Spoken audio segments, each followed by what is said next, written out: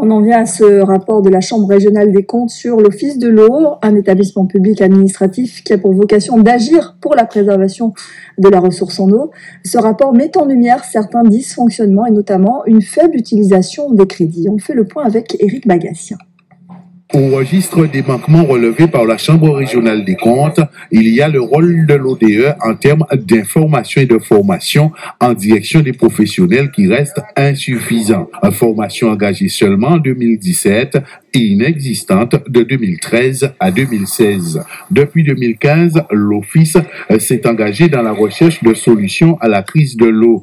Participation à hauteur de 30% au plan d'urgence de 21 millions, action financée à 100%, mais qui n'entre pourtant pas dans son objet. Le programme pluriannuel de l'ODE reste marqué par un sous-engagement et une sous-utilisation des crédits.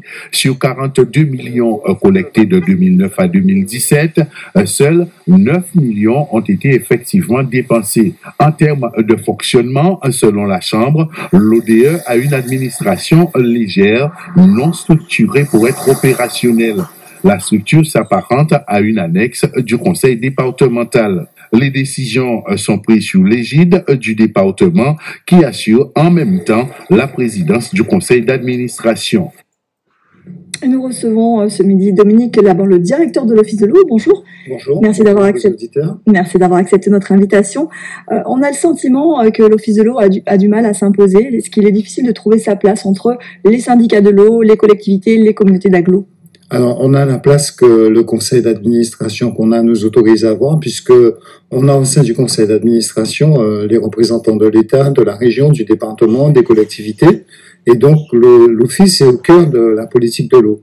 Alors, moi, j'y suis depuis le mois de février 2017 et on met en œuvre un certain nombre de recommandations. Et par rapport à la consommation des crédits, on a deux missions essentielles.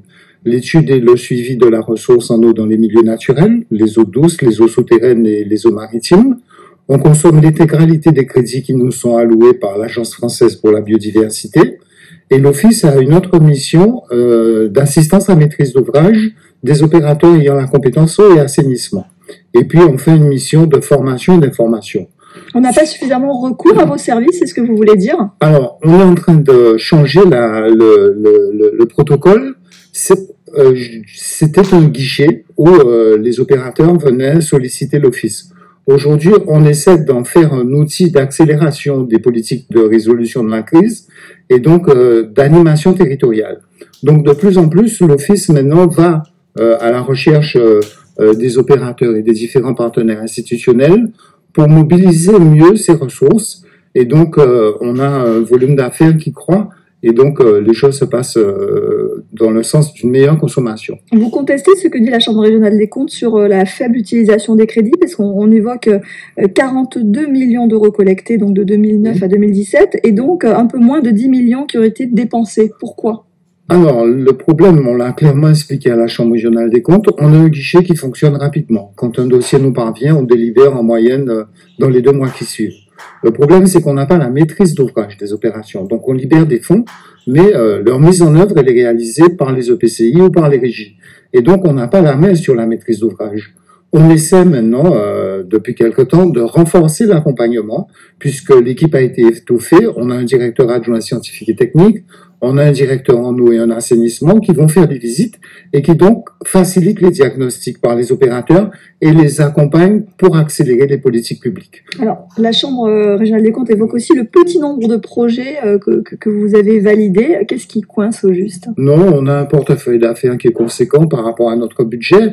On a en moyenne une trentaine d'opérations pour lesquelles on est pleinement engagé. On essaie de les diversifier. On a lancé des appels à projets pour la mise aux normes des stations d'épuration et puis aussi pour l'équipement des lieux recevant du public en eau potable. Donc on a un pied d'œuvre, on aura un conseil d'administration le 23 et donc on va accélérer et progressivement monter en puissance pour aider les opérateurs à réaliser leur mission. Alors en une seule phrase et pour conclure, est-ce que vous allez tenir compte de cet avis? Oui, on en a l'obligation. Merci beaucoup Dominique Laban d'être venu sur ce plateau vous expliquer sur cet avis de la Chambre régionale des comptes et sur le fonctionnement de l'Office de l'eau. Merci à vous.